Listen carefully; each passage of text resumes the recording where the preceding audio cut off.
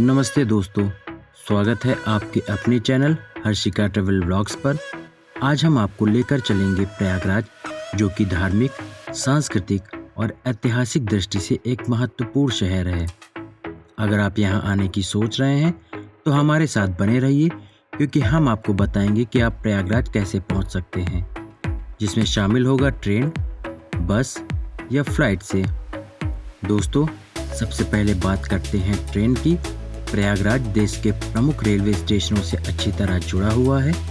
यहाँ के प्रमुख रेलवे स्टेशन है प्रयागराज जंक्शन और प्रयागराज छिपकी। दिल्ली, मुंबई, कोलकाता, चेन्नई जैसे बड़े शहरों से सीधी ट्रेनें उपलब्ध हैं।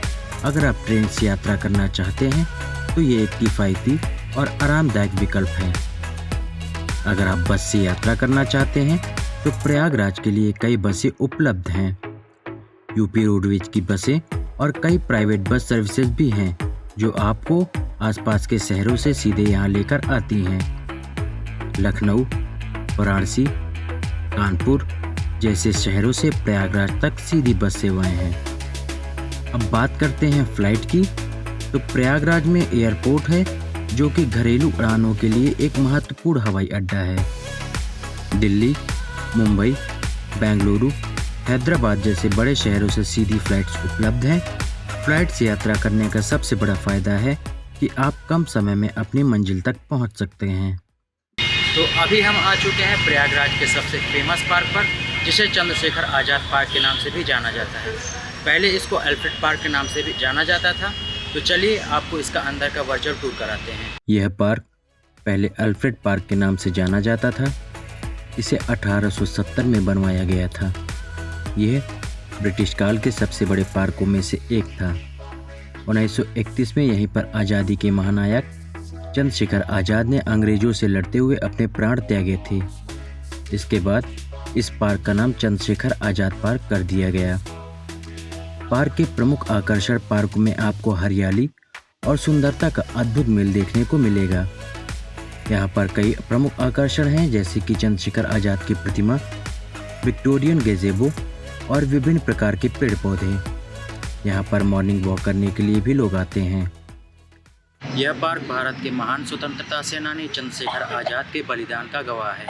27 फरवरी 1931 को इसी जगह पर ब्रिटिश पुलिस के द्वारा चंद्रशेखर आज़ाद जी को चारों ओर से घेर लिया गया था। अतः अपने संकल्प को बनाए रखने के लिए उन्होंने अपने आप को गोली मार ली थी। तो अभी हम आ चुके हैं प्रयागराज म्यूज़ियम में। यह म्यूज़ियम कंपनी गार्डन आप बोल सकते हैं या चंद्रशेखर आज़ाद पार्क भी आप बोल सकते हैं। उसी के अंदर यह संग्रहालय स्थित है।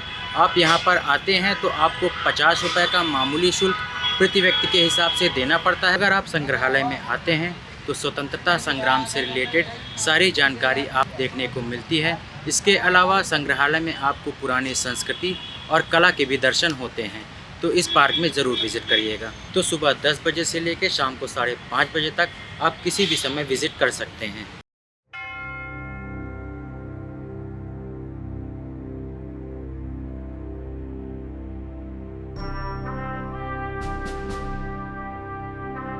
अब हम चलते हैं म्यूज़ियम की ओर।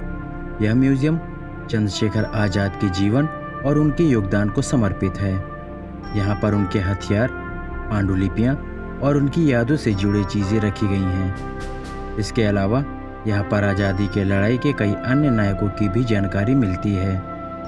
म्यूज़ियम का दौरा आपको देशभक्त की भावना से भर देगा। म्यूज़ियम के अंदर आपको चंद्रशेखर आज़ाद के जीवन से जुड़ी कई दुर्लभ तस्वीरें देखने को मिलेंगी। इसके अलावा यहाँ पर उनकी जीवनी और अन्य स्वतंत्रता सेनानियों की कहानियाँ भी प्रदर्शित की गई हैं। यह म्यूज़ियम हर देशभक्त के लिए प्रेरणादायक है।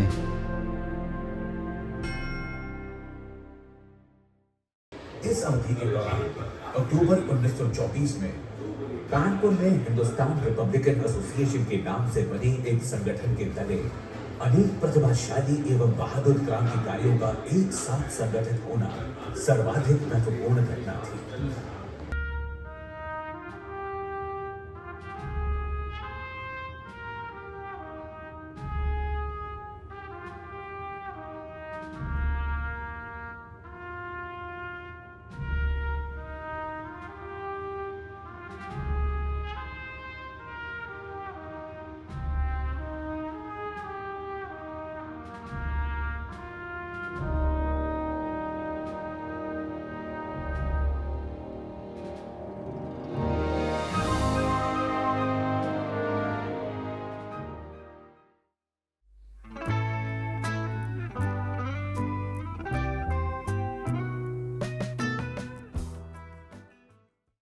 तो अभी हम आ चुके हैं प्रयागराज के आनंद भवन में। आनंद भवन भारत के पहले प्रधानमंत्री पंडित जवाहरलाल नेहरू का निवास स्थान था, जो आज संग्रहालय के रूप में स्थापित है। यह भवन प्राचीन में कांग्रेस नेताओं की बैठक का मुख्य केंद्र था। इस भवन में आप नेहरू परिवार के जीवन शैली को देख सकते हैं। प्रयागराज, जिसे पहले इलाहाबाद के नाम से जाना जाता था, भारत के सबसे ऐतिहासिक और सांस्कृतिक शहरों में से एक है। इस शहर में स्थित आनंद भवन भारत के स्वतंत्रता संग्राम से गहराई से जुड़ा हुआ है।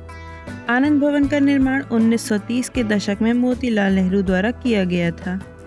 यह भवन नेहरू परिवार का निवास स्थान था और यहाँ कई महत्वपूर्ण ऐतिहासिक घटनाएं हुई। आनंद भवन का इंटीरियर बेहद खूबसूरत है।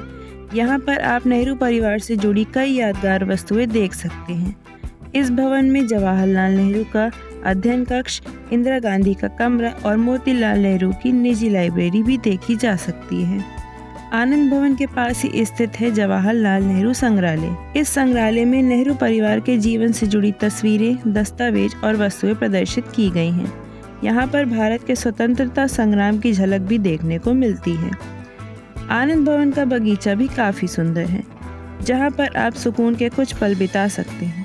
इस बगीचे में कई तरह के पेड़ पौधे और फूल लगे हुए हैं, जो इसे और भी खूबसूरत बनाते हैं। तो अगर आप इतिहास में रुचि रखते हैं तो आनंद भवन और संग्रहालय आपके लिए परफेक्ट डेस्टिनेशन है। यहाँ का वातावरण आपको उस दौर में ले जाएगा जब भारत अपनी स्वतंत्रता के लिए संघर्ष कर रहा था।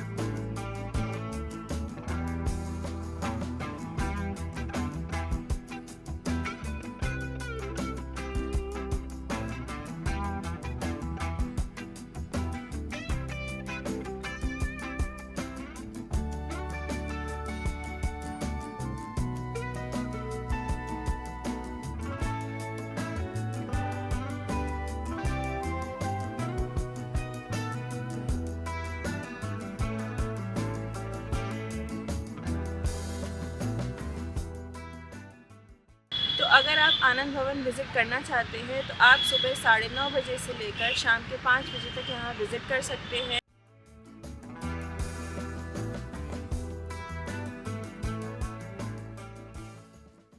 अभी हम आ चुके हैं खुसरो बाग में। खुसरो बाग का निर्माण 17वीं शताब्दी में जहांगीर के बड़े बेटे प्रिंस खुसरो के नाम पर रखा गया था। यहाँ पर उनकी मां शाह बेगम और उनकी बहन निसार बेगम की कब्रें हैं। खुसरो बाग में शाह बेगम का मकबरा सबसे पुराना मकबरा है।